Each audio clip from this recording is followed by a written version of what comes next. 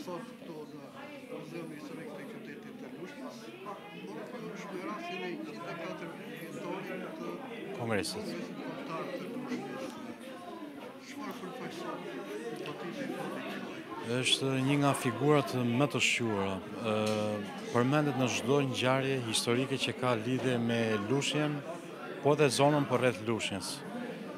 Nuk mund të mos lija pa shkruar për të.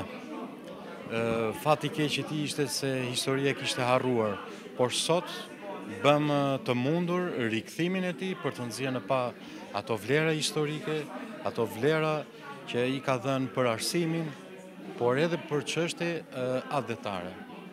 Ai është një figurë i njohur, i shquar, në të gjitha librat përmendet, por nuk kishim ende një libër monografi. Dhe jam shumë i lumtur që sot u bë e mundur. Kam vendosur që këtë libër monografik do të jetë online në faqen e bibliotekës së qytetit, ku çdo i ri mund ta shkarkojë, ta lexojë pas një lloj koste. Fakteve historike kryesore që nuk kam përmendur më përpara është që kleriku ka qenë përveç se klerik ka përhapur gjuhën shqipe në termin e muzikës, por edhe ka pritur Ismail Qemali gjatë udhëtimit tim. Patjetër, ai është një figurë poliedrike që flet shumë. Fakti tjetër është dhe ajo që gjatë kohës që ai ishte prift, fshehurësi, kur atëherë nuk lejohej mësimi i gjuhës shqipe, pasi Perandori Osmane e kishte vënë këtë ndalesë se shqiptarët nuk duhet mësonin për para arsit e tyre, ai veproi kundër.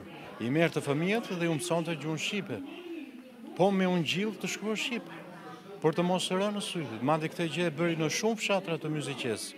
Dhe kjo ndikoi në ndërgjegjen kombëtare, duke forcuar të rinj të kuptonin kush ishin paraardhësit e tyre. Ai foli për tema si Skënderbeu.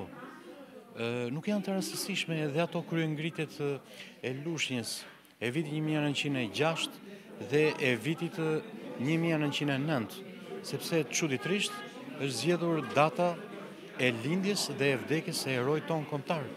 Pra, me këtë rast kuptohet që është një figurë që mendon shumë, mendon thellë.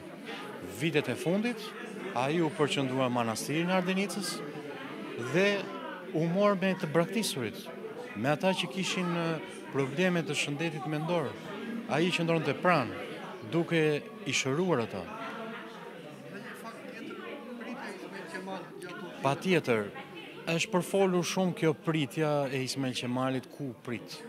Në fakt është gjetur dhe ky citimi, ku është pritur, ai ishte prift në Gradisht dhe kuptohet është rruga aty pranë që do të kalonte të merrte, siç themi në atë kohë, vaun për të hedhur përtej lumit Sema.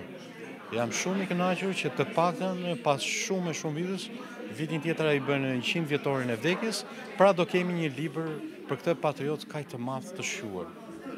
Faleminderit dhe juve.